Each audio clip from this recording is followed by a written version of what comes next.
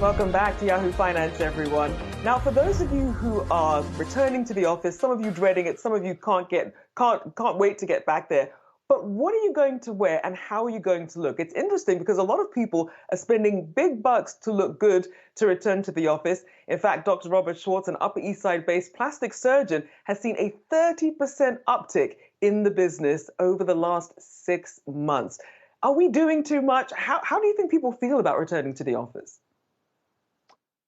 I think when it comes to the plastic surgery, I think that's just largely a product of staring at yourself on a Zoom camera for hours at a time. In fact, boy, my eyes really need some work. I might have to look into that myself. But I think when it comes to attire, we're all looking to bridge the gap between, I don't think anyone's going back to suits, but I think we want some type of middle ground with those yoga pants that can also double as dress pants. And for me, I don't know, man, I'm not ready to wear shoes yet. That's going to be my big problem.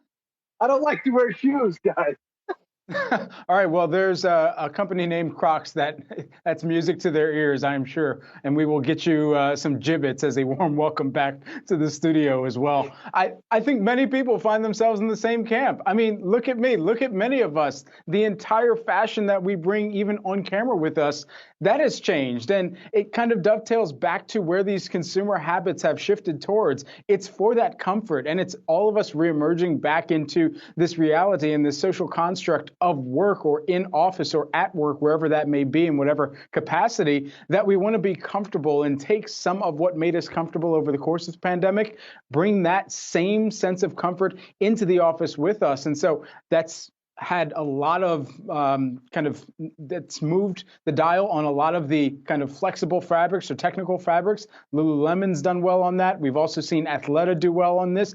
And don't discount companies like Target, too, that has their own private label brands, homegrown lines that have leaned into the technical fabrics as well on a discounted basis as compared to some of the competitors. So those are some of the ones that I would be looking at. But yeah, goodbye to the suit. The second I left the New York Stock Exchange, I said, no more of that.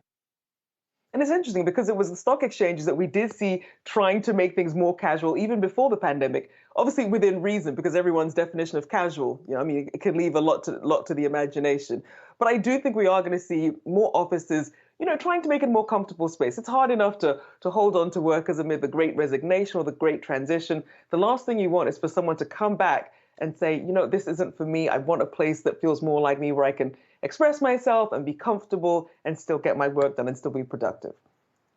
Yeah, it's really a question for employees, for employers, and of course, you mentioned, Brad, the retailers. Anecdotally, the biggest retailer in my town used to sell almost exclusively suits.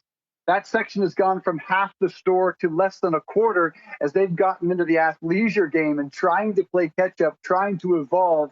That seems to be where we're going. I don't know if we're ever going to go back to the suits. Athleisure for me all the way, guys.